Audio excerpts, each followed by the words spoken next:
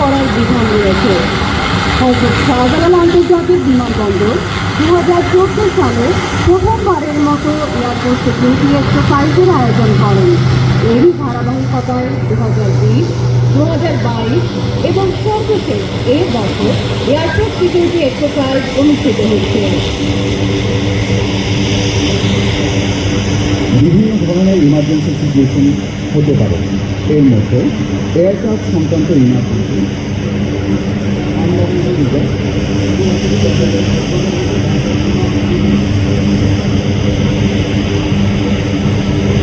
এই মাঝখানে আবার অন্য কিছু আছে এয়ারক্রাফট সংক্রান্ত ইমার্জেন্সি, যার মধ্যে রয়েছে unlawful seizure, sabotage including bomb threat, hijack, structural failure of aircraft বহির্ভূত ইমার্জেন্সি, যার মধ্যে রয়েছে natural disaster, fire incident, dangerous routes, medical emergency on airport.